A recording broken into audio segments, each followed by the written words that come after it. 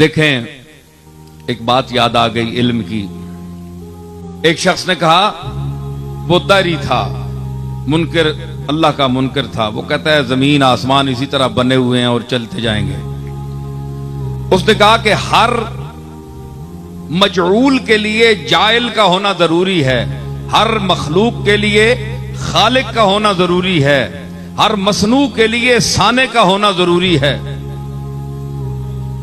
تو اللہ جس کو تم اللہ کہتے ہو اے علی, تم بتاؤ کہ اگر اس نے اس پوری کائنات کو بنایا ہے, ذرے سے آفتاب تک تمام اشیاء کو بنایا ہے, تو پھر اس کا اپنا خالق کون ہے؟ اس کو کس نے بنایا؟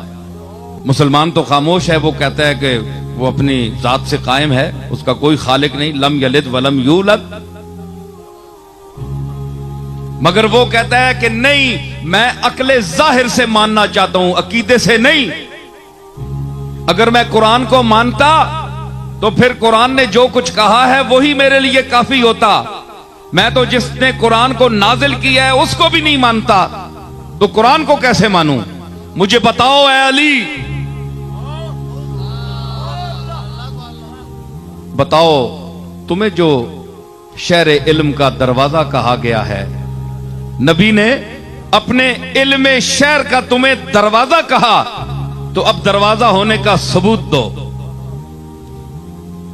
فرمایا مولا کائنات بولے, فرمایا نہیں مانتا کہ ہر بنانے والے کے لیے ایک بنانے والا, پھر اس کا بنانے والا, پھر اس کا بنانے والا, یہ تو دور و تسلسل ہے, یہ محال عقلی ہے, یہ تو ہو ہی نہیں سکتا. اس کی تو پھر کہیں رکاوٹ ہی نہیں, پھر اس کا بنانے والا, پھر اس کا, پھر اس کا, پھر اس کا, یہ ساری عمر تسبیح پڑھتے رہو, یہ تو محالات عقلیہ سے ہے. اس نے کہا نہیں, مجھے سمجھاؤ, بات سمجھاؤ. فرمایا گنتی آتی ہے, سنو علی کی علم کی بات.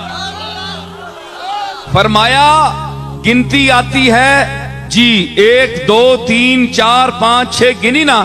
فرمایا الٹے گنو. اس نے کہا 6 5 4 3 1. جناب علی نے فرمایا 1 سے پہلے گنو.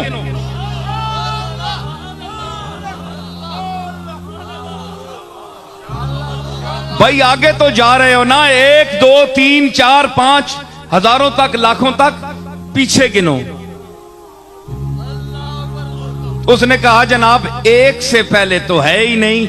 آپ نے فرمایا کہ بے وقوف, یہی تو علی کہتا ہے کہ اس ایک وحدہ لا شریک سے پہلے کوئی ہے ہی نہیں.